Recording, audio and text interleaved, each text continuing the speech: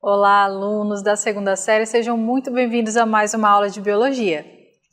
Eu sou a professora Andressa Primavera e nesse momento vamos ver o objeto de conhecimento da nossa aula de número 11.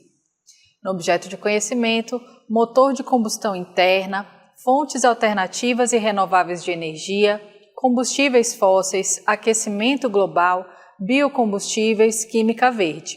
E no detalhamento, combustíveis fósseis, fontes poluentes, fontes alternativas de energia, biogás e etanol, descarte de lixos tecnológicos. Então vamos à nossa aula.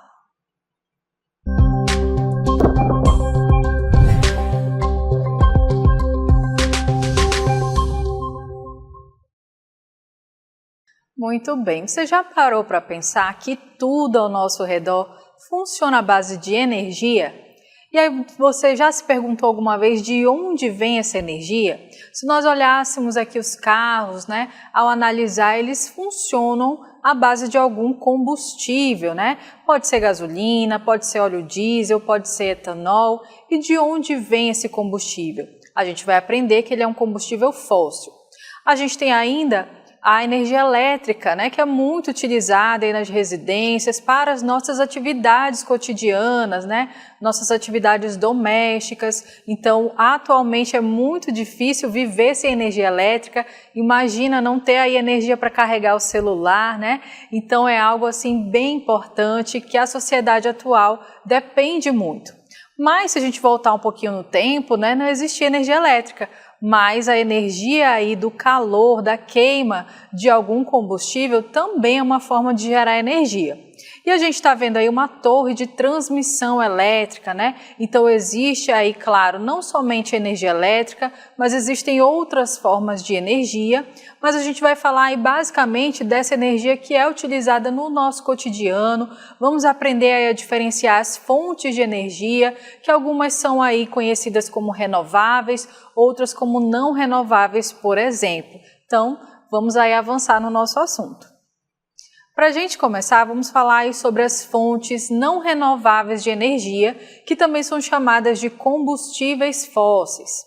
São aquelas cuja taxa de consumo é superior à taxa de reposição no ambiente, que normalmente leva milhões de anos e ocorre sob condições específicas de temperatura e pressão. Como exemplo, temos os combustíveis fósseis, o petróleo, o gás natural, o carvão mineral e os minerais radioativos. Então você já deve ter ouvido falar sobre combustíveis fósseis, Eles são assim chamados, porque foram formados aí há milhões de anos. Eles precisam aí de condições bem específicas de temperatura, de pressão, que nós não conseguiríamos simular, em algum laboratório ou algo do tipo. Então, realmente foi um processo que a natureza, precisou desenvolver. E essa fonte de energia ela é considerada finita. Como a gente viu aí, as fontes elas podem ser consideradas não renováveis quando a sua taxa de consumo é superior à taxa de reposição na natureza. Então, se nós usamos tanto os combustíveis fósseis, uma hora eles podem acabar. E aí acaba também que esse processo é muito longo para repor esse tipo de combustível. E continuando, nós vemos aí, os combustíveis fósseis, eles possuem alta eficiência energética. Por isso, apesar de terem seus estoques limitados, ainda são amplamente utilizados em grande parte do planeta.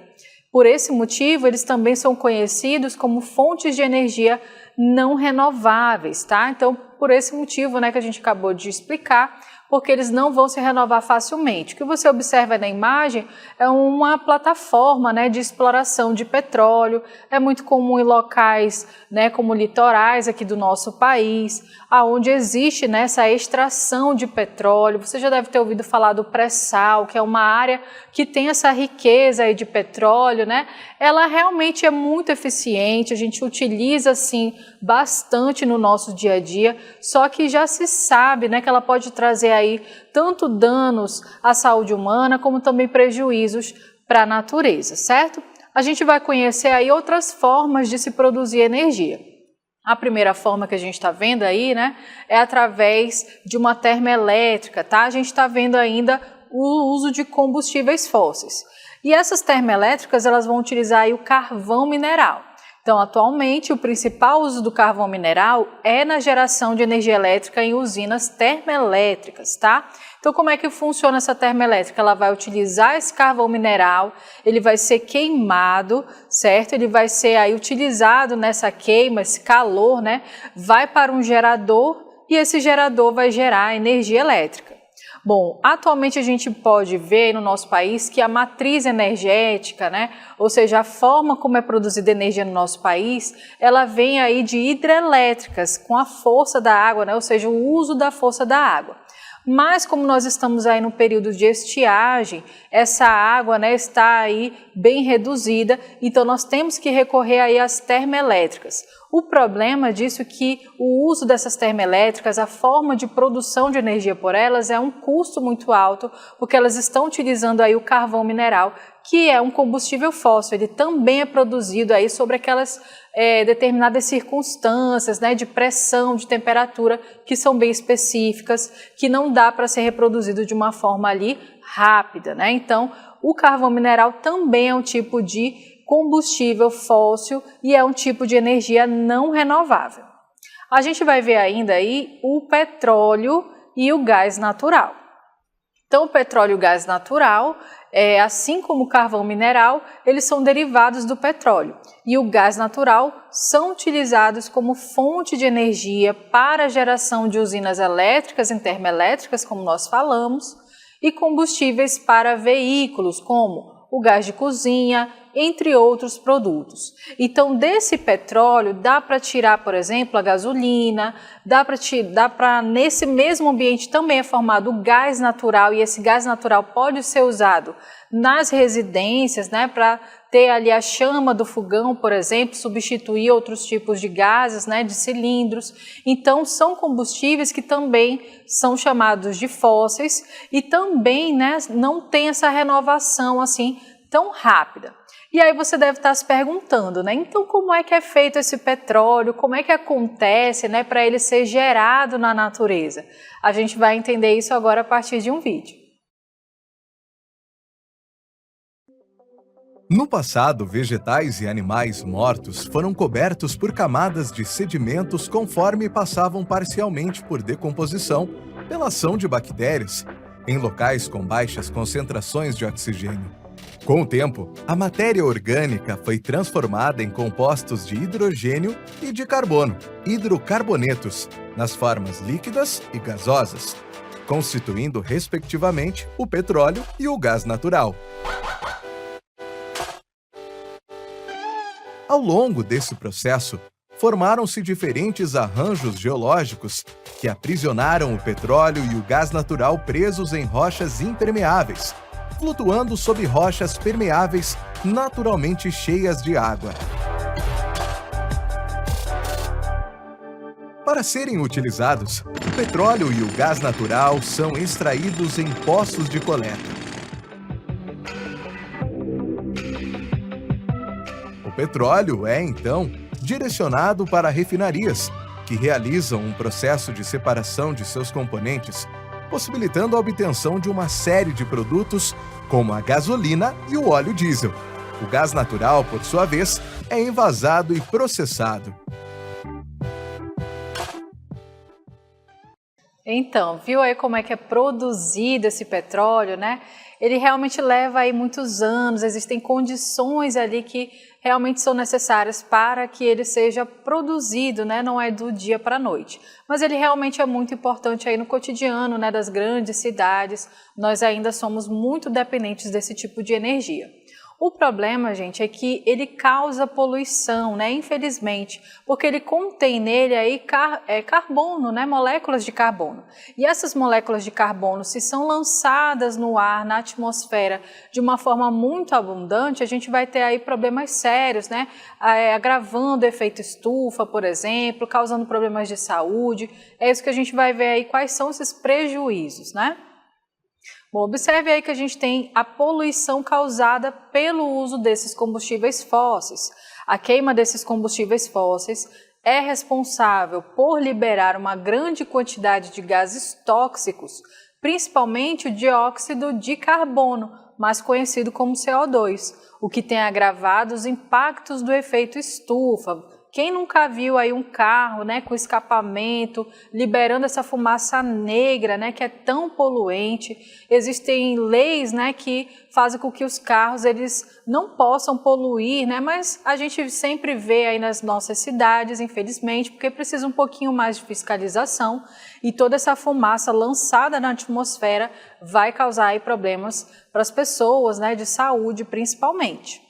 Por outro lado, alternativas de fontes energéticas consideradas limpas são cada vez mais buscadas para tentar manter a eficiência energética e a preservação do meio ambiente. A gente vai falar um pouquinho ainda sobre essas fontes de energia que são aí consideradas limpas, que são alternativas, né? Mas antes a gente vai ver aí um pouquinho sobre esses prejuízos causados à saúde das pessoas, né? Então, observe aí que os impactos na saúde e na qualidade de vida são muitos. Regiões poluídas prejudicam a qualidade de vida, né? Então, imagina que as pessoas vão ter mais doenças ali. Aumento da poluição atmosférica contribui para o aumento de doenças respiratórias, interferem no aumento da temperatura e agravam o aquecimento global. Então, o problema das nossas cidades atualmente também está relacionado com essa poluição que a queima dos combustíveis fósseis provoca, né? Porque ela vai lançar para a atmosfera essa poluição, vai aquecer o ambiente, as pessoas vão estar mais sujeitas ali a doenças respiratórias e muitas vezes até doenças cardiovasculares que também são relacionadas com essa poluição nas grandes cidades, tá? E aí, como a gente citou, né, existem alternativas. O que se pode fazer para mudar, né, esse agravamento dessa poluição? O que a gente pode fazer para substituir o uso desses combustíveis fósseis, né? Então, já existem iniciativas desde muitas décadas atrás, né, partindo ali de governos, iniciativas também públicas. Para quê? Para que essa poluição seja reduzida, para que esses danos sejam reduzidos, né? E aí a gente está falando então de fontes de energia consideradas limpas e renováveis, né? Então vamos ver aí. As fontes alternativas de energia. Existem aí diversas fontes de energia que são consideradas renováveis. São aquelas com a capacidade natural de reposição no ambiente, ou seja, a taxa de consumo é inferior ao tempo de reposição. Como exemplo, nós temos aí o vento, a temperatura interna da terra, o sol, a água e a biomassa. Então você observa aí na imagem que nós temos as placas solares. As placas solares, elas captam a energia luminosa do sol, transformam essa energia luminosa em energia elétrica, certo? E aí a gente consegue utilizar essa energia elétrica vinda aí da fonte, né, inesgotável do sol. O sol está aí para todos, né, todo dia, e mesmo em lugares onde a gente tem períodos de chuva, né, períodos em que fica nublado o tempo, ainda é possível utilizar essas placas, claro, com uma eficiência um pouco reduzida, né? Elas têm aí as suas vantagens, porque é uma energia barata, limpa, porém, para instalar essas placas é que a gente ainda tem um custo alto, por isso que ela ainda não está aí amplamente sendo utilizada nas cidades, né, pelas residências, porque ainda requer um custo um pouco alto.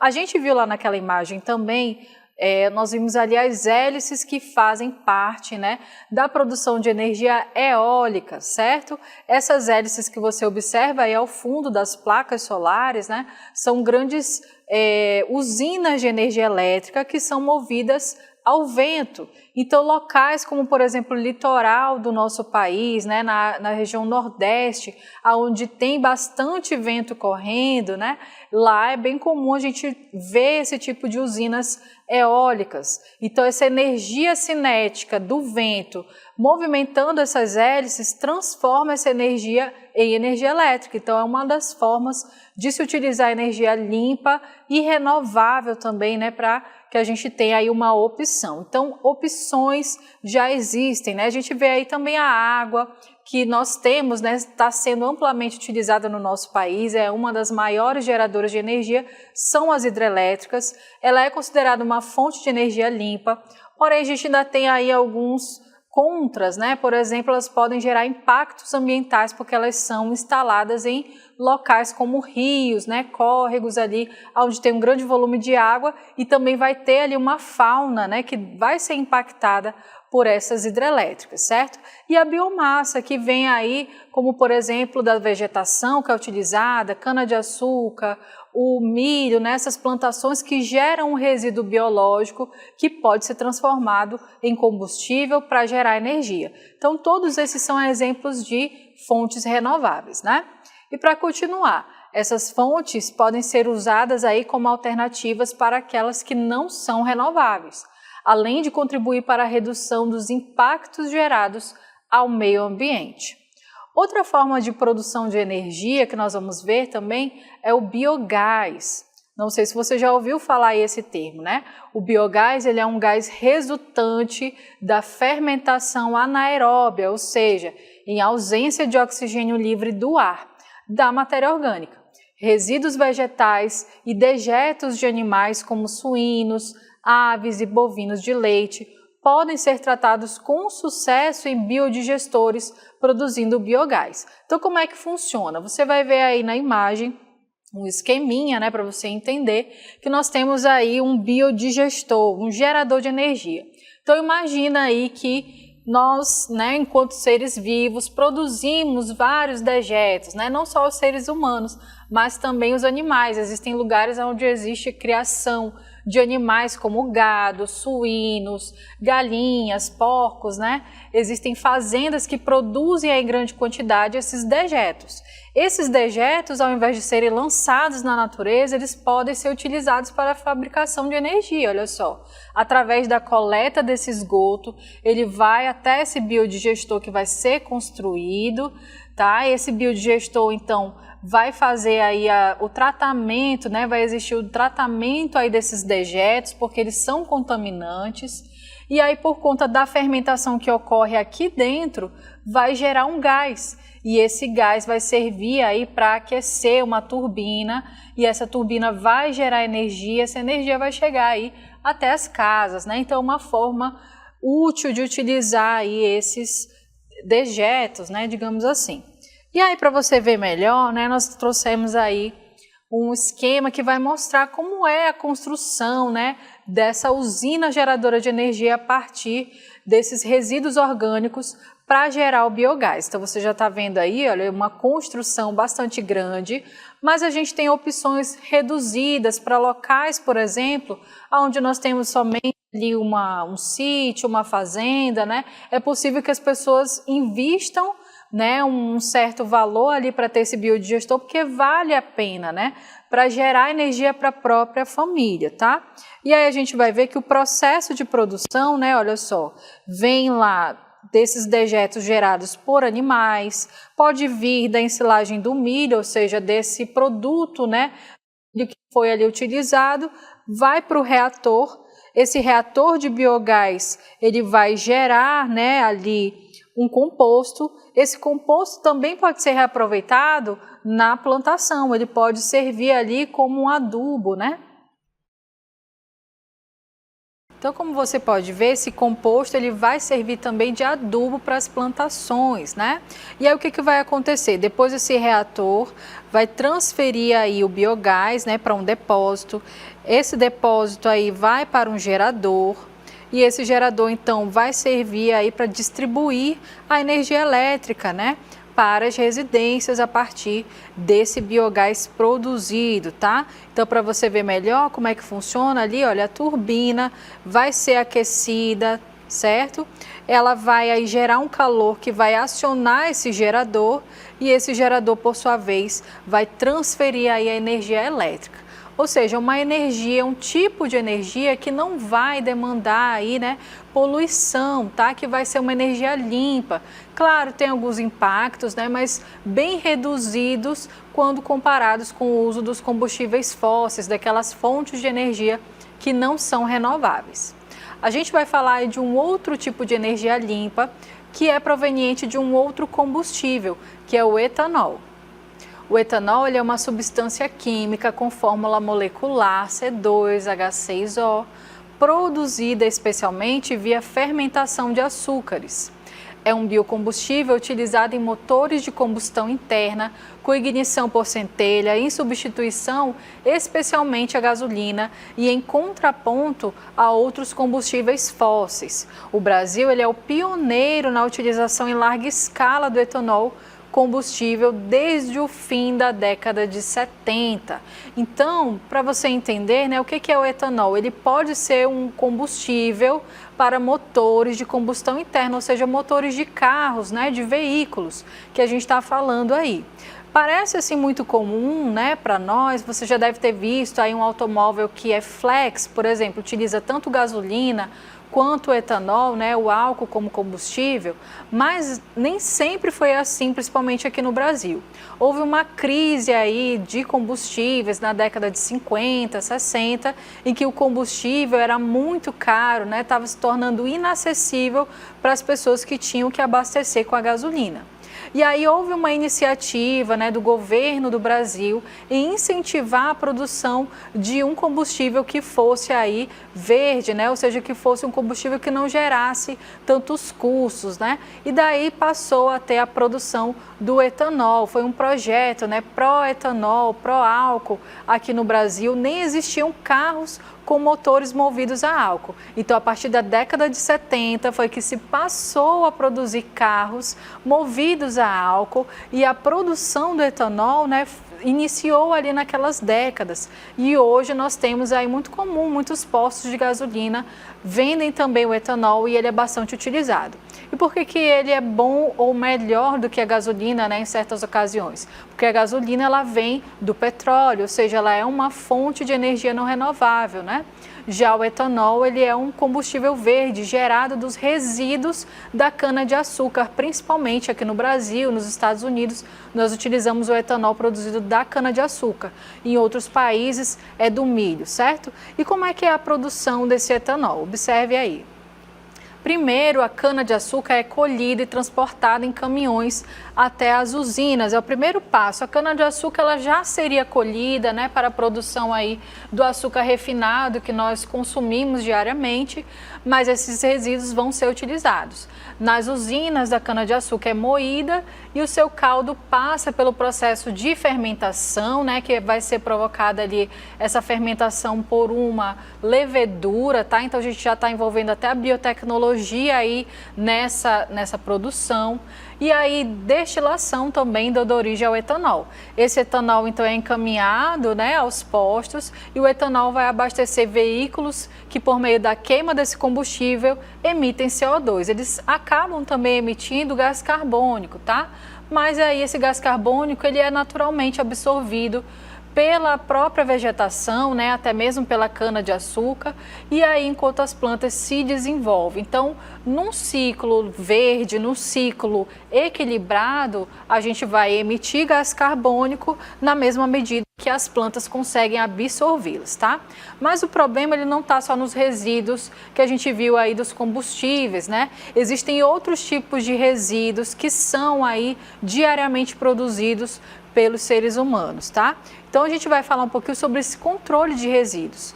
Não são somente os resíduos gerados pela queima de combustíveis fósseis que geram danos ao ambiente e à saúde humana, mas todas as classes de resíduos, sejam eles sólidos, orgânicos ou eletrônicos, também são um problema para o meio ambiente. Quem nunca viu aí, né, um rio, igarapé poluído, infelizmente, por esses resíduos jogados aí nesses rios, nesses córregos, né? Eles não vão sumir magicamente, pessoal. Se você joga ele lá, ele vai ficar ali por muito tempo, vai interferir, né, nesse ecossistema, os peixes vão morrer, daqui a pouco a gente não tem mais, né, a alimentação que vinha desse lugar.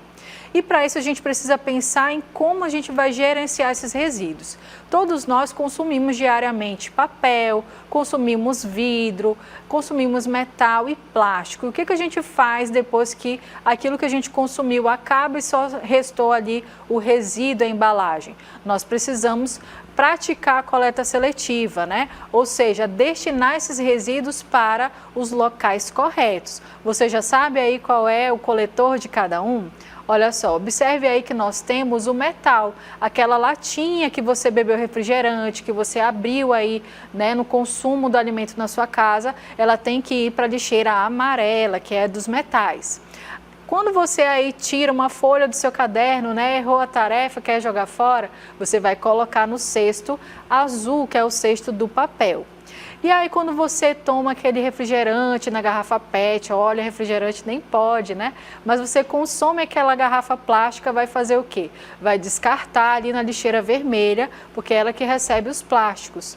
E por fim a gente tem os vidros, que também podem ser reciclados, tá? E aí a gente vai depositar eles na lixeira verde. Então, todos eles têm uma destinação correta, depois eles vão ser encaminhados ali para locais que farão a reciclagem desses resíduos. Mas a gente não tem só resíduos que podem ser descartados assim mais facilmente. Existem aqueles que são chamados de lixo eletrônico.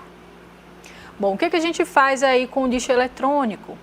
Descarte do lixo eletrônico é possível, tá? É chamado de e-lixo, resíduos de equipamento eletroeletrônicos ou simplesmente lixo eletrônico. Todos esses termos se referem à mesma coisa, produtos elétricos e eletrônicos quebrados, danificados ou sem utilidade por algum motivo e pilhas descarregadas que devem ser descartados. Você já deve ter visto aí, ou até tem, né, na sua casa, essa pilha de objetos que você já não usa mais. E na maioria das vezes esses produtos são jogados no lixo comum, né? Ou ficam esquecidos em alguma parte da casa, porém eles podem sim ser reciclados, ou seja, podem ser transformados em outras matérias-primas, em vez de serem colocados em aterros sanitários, o que não é bom, certo?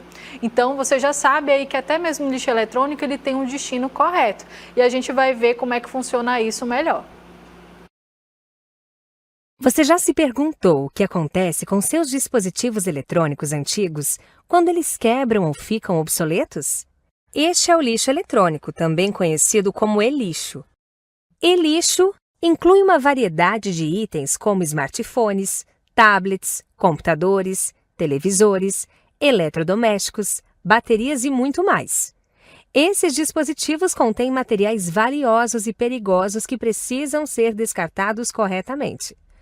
Então, como podemos descartar o e-lixo de maneira responsável? Vamos descobrir. Primeiro, procure por pontos de coleta específicos na sua cidade. Muitos municípios e lojas de eletrônicos oferecem locais de descarte para o e-lixo.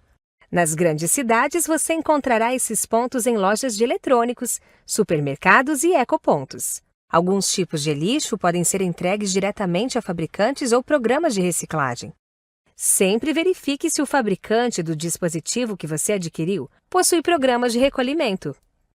Uma vez coletado, o e-lixo é levado para instalações de reciclagem. Aqui os dispositivos são desmontados e seus materiais são separados para serem reutilizados ou descartados de maneira segura. Reciclar e-lixo ajuda a recuperar materiais valiosos como ouro, prata e cobre, que podem ser reutilizados na fabricação de novos produtos eletrônicos. Plásticos e vidros também são reciclados e transformados em novos materiais. Mas lembre-se, o descarte responsável começa com você. Antes de jogar fora, pense em alternativas. Você pode doar, vender ou reparar seus dispositivos antigos. Juntos podemos reduzir o impacto ambiental do e-lixo e proteger nosso planeta para as futuras gerações. Faça sua parte e descarte seus eletrônicos de forma consciente. Descarte responsável de e-lixo. Um pequeno gesto para um grande impacto. Muito bem, então você aprendeu um pouquinho aí sobre como gerenciar esses resíduos, até mesmo os resíduos de lixo eletrônicos podem ser destinados corretamente. Nós aprendemos também nessa aula sobre, as fontes de energia renováveis e não renováveis. E eu espero que você tenha aprendido e curtido essa aula e até uma próxima.